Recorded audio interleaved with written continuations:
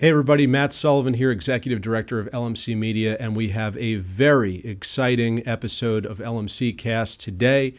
I say exciting for two reasons. Personally, I'm excited because this is my first time recording in our beautiful studio on the Avenue, located at Mamaroneck Cinemas, 243 Mamaroneck Avenue in Mamaroneck, New York. And second, I'm here with my good friend, Clayton Bushong. Clay, it's so great to be here with you today, and thanks for joining us on the LMC Cast. I'm absolutely honored to be your first guest, and your first guest. I know you guys have been doing the cast for a bit, and the studio is absolutely gorgeous. Congratulations. Thank you so much. Absolutely. Well, Clay, you are the Executive Director of the Picture House Regional Film Center. Yeah. You are a four-time Best of Westchester winner. Yeah. You were recognized by the Pelham Rotary Club in 2018 as their Person of the Year. And last but not least, you received a District 34 Hero Award. So you've certainly done your part in our communities and are just an all-around wonderful guy. So it's great to have you here today. Tell me a little bit about your position now at the Picture House.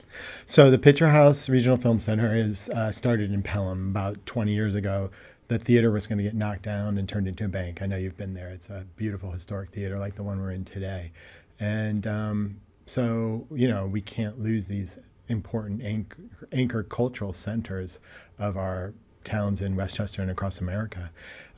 So some dedicated people got together, raised the funds, and bought it and turned it into a nonprofit. And we've been running that for about 20 years. About 3 years ago, post the pandemic, we managed to take over the Bronxville Theater, which is now the Bronxville Picture House, and we leased that from the former the bow tie that used to run it. Also, they used to run this theater too. They're divesting themselves of theaters, and so now we have two locations: two theaters in Pelham and 3 in Bronxville. Wow. So we have 5 theaters between Pelham and Bronxville, and both of them are important to the communities. Yeah. I mean, restaurants. Everybody sees a huge uptick in business when we show films, and it's important. And absolutely. I mean, we've seen it here in Mamaroneck when Mamaroneck Cinemas, or the Playhouse as it used to be called, was shuttered and boarded, and you didn't have the life and vibrancy in your downtown without your theater. I mean, you have so many people that are coming in and out, and either going to dinner before a film or going out after. Yeah. You have students and senior citizens and everybody who's coming out. So incredible that you have not only sort of revitalized those communities, but you've kept community. This is essentially what you've done. Yeah, it's so important. I mean, we've talked film for years. And you know how important it is to see a film with somebody else. Yeah. And nowadays, with your phones and your streamings and stuff like that, you'll just watch it by yourself or with your spouse.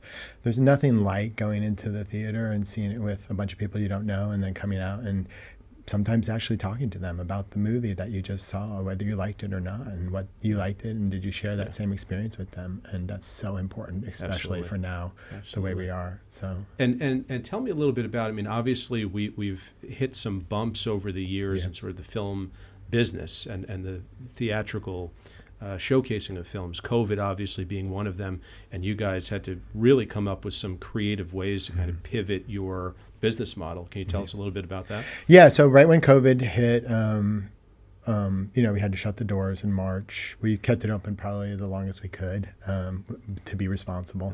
Right. And then we were kind of like, what do we do from this point on? And we had this, about 6 years prior, we had started a film club with a film critic named Marshall Fine.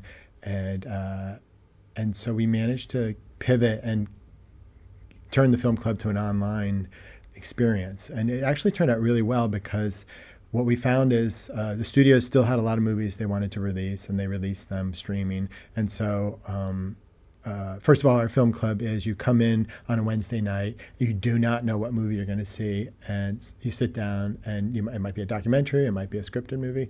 You sit there and you watch it, and then afterwards we have a guest with a speaker doing a Q&A, something that had to do with the movie. The producer, actor, director comes out and talks about the movie. And so what we ended up having online is we had access to a lot of actors that had always wanted to do it, but they never, the schedules never and they had nothing to do either. Right, So we had like Patricia Clarkson, Paul Giamatti, a bunch of people came, Big names. and big names, and so our people. So we had about 200 people online, and they would ask questions and interact with the actors and directors after the film. So Very it cool was fun. opportunity for your audience to do that and have access to those names.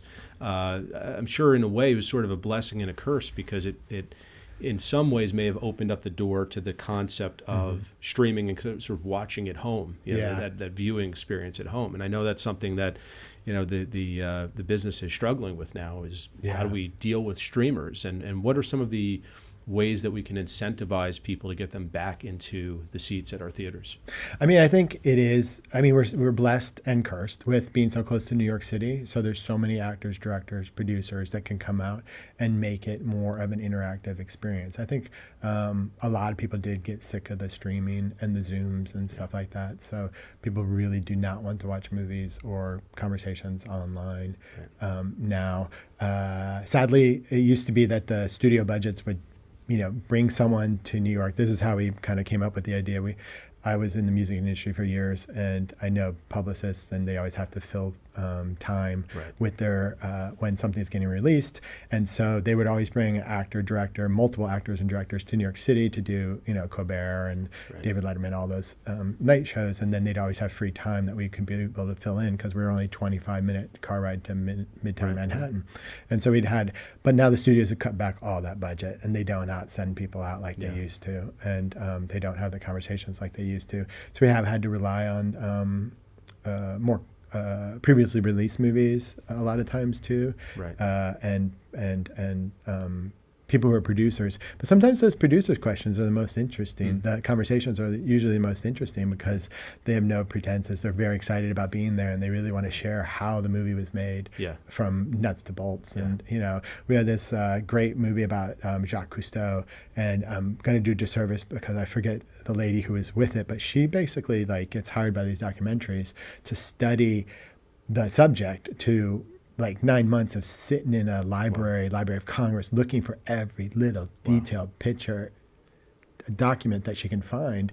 And she gets sent all over the world to, she's in Paris right now studying and doing the advanced work for all these documentaries, which is just credible, and you hear her story and all the great documentaries that she worked with. And she's an unsung hero in the sense that nobody really knows who she is unless you're in the industry. And then she came and talked to 300 of our guests, and they loved it. They thought that it opened up a whole new world of film. That's great. Well, and that's what you guys do, and I think it's really nice to be able to have those conversations and make sure that even if you don't have to be someone who is a film critic or someone who has immersed themselves for years in film, you can just dive in and be sort of a newbie at any of this. But it's and we've also been trying to get more. We've been dabbling in music. We have an annual concert called, 2 annual concerts. One's called Music That Made the Movies, and it's right before the Oscars, and we have a bunch of local bands come in, and they choose a song, any song that had been nominated from the Oscars from the last 98 years. Wow. And then they play that song. We usually have 10, 15 people perform. Very cool. And then we also have Not So Silent Night, which is our holiday Christmas, Hanukkah, Kwanzaa concert, and Nosferatu as well, right? Didn't you do something for Halloween? I always love those, and everybody who comes to I had Nosferatu. Nosferatu was this amazing. This group from Austin, Texas, and they tour around the country, and they play the soundtrack to a black and white film that had no audio soundtrack when it was released. I mean, back in the days, like the Picture House days, and here, they had an organ and before there was sound, and people would play music before during the movie as the soundtrack. And fun fact, the Picture House back in the day used to be, this was a stable, right, for horses, I believe. No, it was always a movie theater. Maybe it was okay, or maybe. A part of it was. I remember hearing something about probably you could park your horse out back. I know that we have all these crazy. They had windows when we took down there were 7 layers of velvet curtain, and we took them down, and the windows were still there because they used to have to have windows because everybody smoked during the movies. And we had these skylight chimneys that would open up, and the smoke could get out and stuff like that. Unbelievable. So back in the good old days when you smoke cigarettes in a theater. I'm just joking. It's a beautiful theater, and you guys did an amazing job renovating. It's, I think, one of probably the few remaining single-screen theaters that are out there, which really, as a movie viewer myself, it just provides a different experience to have that be kind of the only thing. I know you have a smaller screening room that's off to the center of the lobby, but to have that one big giant screen, really provides a different experience when you go in to see those movies. Now, I want to talk a little bit about, you had mentioned your previous sort of music career, and this is going back when you started your career. I believe you were an agent at William Morris. Junior agent. And you were also then getting into marketing, working with bands. And tell me a little bit about that sort of part of your career and how you got into that. So funny enough, where I went to college, University of Montana, I had met my wife in D.C. and she was from Montana, and we were both between colleges, and so we went out to the University of Montana. And it happened to be a breeding ground for people to work at the William Morris agency in Beverly Hills, because one guy left. They would put the programming department, the students, in charge of everything. So you were in charge of bringing bands into the arenas and to the the cafes and stuff like that. But what was unique, that there was no local promoter who would really come in and do everything. So they'd always, when they were going through from Seattle to Minnesota or something like that, you'd have these big bands, country bands and rock bands, White Snake and Scorpions, Garth Brooks, Vince Gill, and they'd put the students in charge. So we learned very quickly how to produce a whole concert. Wow. That's really cool. And so I worked there, and then I think 8 or 9 people had worked there and then gone to William Morris. So then I moved to LA. I hated LA. I loved visiting LA, but I did not like living there. And so we moved to Nashville, and then worked in the country business. I was the international department, so booking country music overseas. And then we moved to Boston. And you moved to Boston, then you end up at the Middle East on my street where I lived. I ended up in the Middle East. I ended up running the Middle East nightclub, 3 live music venues. It was a crazy time in the 90s when all that music was incredible, and did the first Boss Tones Hometown Throwdown. Very cool. 6 nights of Mighty Mighty Boss Tones, and we had everybody play there, and it was incredible. Beck played there. It was a converted bowling alley that we had downstairs and bar, and then we had the upstairs. And great spot for live music, and it's still there now. It is still there now, and the brothers still, actually just Nabil runs it now, the Middle Eastern brothers. Very cool. And is this where you meet Aerosmith? It is where I meet Aerosmith. Tell us that story. So they were going into the studio to record an album, and they wanted to try the songs out before they went to go record them. And they actually had their own nightclub on Lansdowne Street at the time, Mamakin. Oh, wow. Didn't know that. Yeah, and so they didn't want to just play there. They wanted to play somewhere and then play there the next night. And so it was a surprise gig. Only 600 seats. Only 600 people were allowed in, and it was Aerosmith in Boston. And it went off fabulously well, and they had such a good time at the club that wasn't theirs, which was surprising. Right. That they called me and said, did I want to come work for them and work? What an opportunity. Yeah. So what do you end up doing for them? So I ended up doing all their touring, all their tour marketing, and then I did their first online stuff, their first website. It was back when bands were doing first websites, bands like Aerosmith. So I worked closely with Sony. So I was in charge of all the tour marketing, setting up all the tours, and very cool. And then running the website. Did the first ever, no, that wasn't the first ever. It was the biggest. We did a chat. They were in Japan on AOL, and we actually crashed the AOL service. This is back in the day when you could crash That was servers. you. That was me. You're behind that. We were the first one You to crash crashed the internet originally. Yeah. Actually, you would appreciate this. So I had this idea, this crazy. I always had more ideas than sense. But I did this webcast. It was the first webcast we did from stage, and each band member had their own camera on them. Steven had a mic on his camera, and Joey had a drum camera. And so all 5 of them were cameraed up. And cool. And then we streamed that on AOL. Amazing. They still use the footage to this day. Really? Yeah.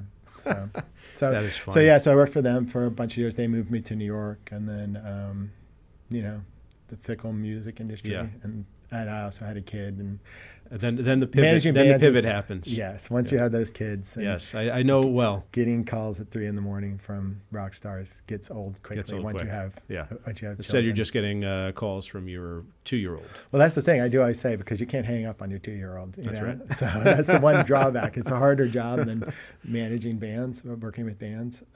But, Sometimes similar in many ways, I'm sure. Oh yeah, Yeah. yeah. They were sober then, so I didn't have to clean up a lot of vomit. But yeah. that's So good. so what happens then? You're going from the music industry, and then what?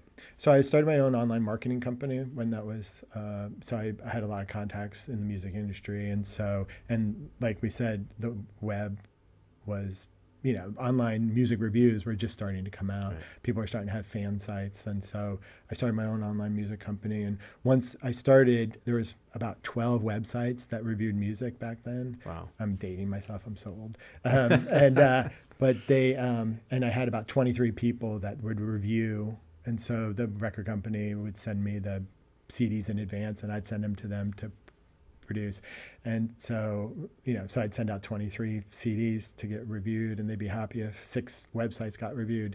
And then by the time I shuttered the company, I think my mailing list was about 600 CDs, and it represented about 1,200 different websites that would do reviews. So Cool. it was a big growth era. So, and during that time period, we had moved to Westchester. We were living in the city when I started that, and then we moved to Westchester, and the Picture House was looking for someone to manage the staff and the facility and to do a little bit of programming. And my realtor who had sold us our house, her daughter worked there, and so they called me and said, "Is this something you'd be interested in, knowing Nice. my background with Yeah. the Middle East?" And I said, "Sure, I love movies." And then Great. it just turned into basically me working my way to the top, Nice. being programming director and choosing the movies. It was just fun, and and setting up all the events and coming up with all the ideas. And along the way, I mean, you certainly become sort of a fixture in the Pelham Yeah. community as well, being a co-president of the Pelham Chamber Yeah. and creating a lot of events, especially going back to COVID. Yeah. I think you were sort of the founder of several different things Yeah. locally in the community, right? Yeah, we started, my partner who's here today, Amy Cole, and I, we started Wolf's Walk, which was a music festival and street fair. We founded the farmers market. She ended up taking that to another level after I backed out of it. So yeah, just bringing back, community is so important. I mean, when I first started at William Morris in LA, I lived with my uncle who lives in Laguna Beach. And when you move to LA and you think you're going to live with your uncle in Laguna Beach, but your office is in Beverly Hills, you don't realize that that's about a 2.5 Yeah, hour that distance drive. is a little Yeah. bit further once you get out there and experience it, right? So for 3 months, I was driving about 2.5 hours each way, Oh and my I was like, I'm always going to live as close as I can. Yes. So that's really been I don't like commuting, and I like to be in my community. And my kids are living there, so I want to give as much as I can to the community to make it the best community as possible. Do you find it hard sometimes to sort of change gears between Picture House Clay, and just Clay, being in the community? Yeah, I don't think that there's any difference anymore. I mean, I wish that there was. I mean, since I do have more, I don't know if you're going to get into that, but I do.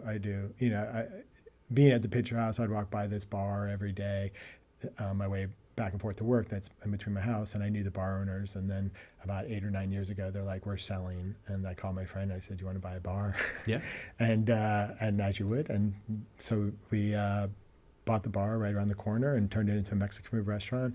I won Best of Westchester that year for Cantina Lobos, and it was a big success. It's hard to straddle both, but it's kind of the same idea. And I always say restaurants are like the new, like I used to book rock clubs, and you and I used to go to rock clubs, back in our day. Now the rock clubs aren't there anymore, Right. But what is there is the experience from restaurants, and like Sure. I always kind of think chefs are now the new rock stars, Yeah. and the restaurants, small restaurants are the new rock venues, and Yeah, we just that's like an to interesting point. go to experience, have a performance, and Right. and so it's kind of the same thing, and it's the same kind of thing with the Picture House. You want to go for an experience and see something, and It's all about make the sure, experience, Yeah, it's right? all about taking care of the guest and making sure that your product, food, movies, and I think that that's the hardest thing that we're finding right now is that and our most recent pivot of the Picture House and what we're going to become is like we're only as good as our content. And right. sadly, the movies aren't as good as they used to be, and nobody knows why. I mean, there's so many good movies, Everything Everywhere All at Once from your alumni Yeah. at Emerson College. Yeah. I mean, that movie is incredible, and I hope that opens and then this year, we saw some of the best and most exciting Oscar competitions, with Poor Things and Yeah. Killers of the Flower Moon and Oppenheimer. I mean, there were some really, really solid movies, but they're still making and I know everybody loves the superhero Marvel movies, but the studios just don't seem to be listening. And so, and I get it. The Picture House isn't a place that I would want to go to see a Marvel movie. It's just not the experience. And when you're talking about selling experiences, we have a lot of retired people. We have a lot of young people who really are conscious of their dime because, you have little kids that if you want to go out, now you have to have a babysitter. It has to be really something that you want to see and invested in. And you guys have an opportunity for seniors to actually show up for free, correct? Yeah, on Tuesdays, every Tuesday, formerly through Con Ed and Amy Pollan and a couple at Westchester, the Bronxville Community Foundation, we get a lot of grants, and that allows us to show movies for free on Tuesdays. That's great. At both locations. Great. And, hundreds of seniors show up every Tuesday to see movies, and it's all about that community thing. Building a community, they have a place to go, people to talk to, familiar faces. It's really nice. Exactly. Good quality film. Anything else that's coming up at the Picture House, special events or big plans on the horizon for you that you'd like to share? We just had our big gala because we're a nonprofit, and so we still need to raise money. Yes, we all know it well. Yes. We're kind of breaking down. We have a great education program which we're building up, and we're working on building out an education space in Bronxville and some extra storefront that we have. We did our first phase, and now we can have classes there and birthdays. That's one of our major sources of revenue is showing birthday movies to kids, and then having meetings there and offering up to the community. So we're really working on solidifying ourselves in Bronxville community and letting people know, like, if they want to have events there, if you want to show a movie and we had the Bronxville seniors came and showed some movies separately from what we did, and then we have both places have beer and wine license, so we're really trying to figure out how we can expand on that and make it so that you could just come in for a beer and not even see a movie. So we're really trying to work on creating our own content, whether it be through education, whether it be through experiences that are readily available, or beer and wine, and hopefully some food soon. So you guys could be a destination outside of the movies. You don't have to necessarily come in to see something. You can come in to hang out and have that nice experience that you mentioned. That's what we're hoping for, It sounds great. And have it semi-themed, not overly themed, to the idea of going to the movies and just hanging out. So. Well, it's been great talking with you today, Clay, and I'm sure this is the first of many conversations that we'll have here at our LMC studio on the Avenue. I do want to take a moment to thank Stefan Aloisa, who is our tech today, who's done a wonderful job. And, of course, a special thanks to LMC Media. You can visit us on the web at lmcmedia.org. This podcast was recorded in our studio on the Avenue, again, 243 Mamaroneck Avenue in Mamaroneck, New York, attached to Mamaroneck Cinemas. And you can also book this time. So if you are a local resident in Larchmont, Mamaroneck, you do have free access to the studio space. And for those outside of our community, you can certainly book the space at lmcmedia.org. So we want to thank Clay today for being here with us. It's always a pleasure. Absolutely. And thank you all for watching. I'm Matt Sullivan, and this is LMC Cast. We'll see you next time.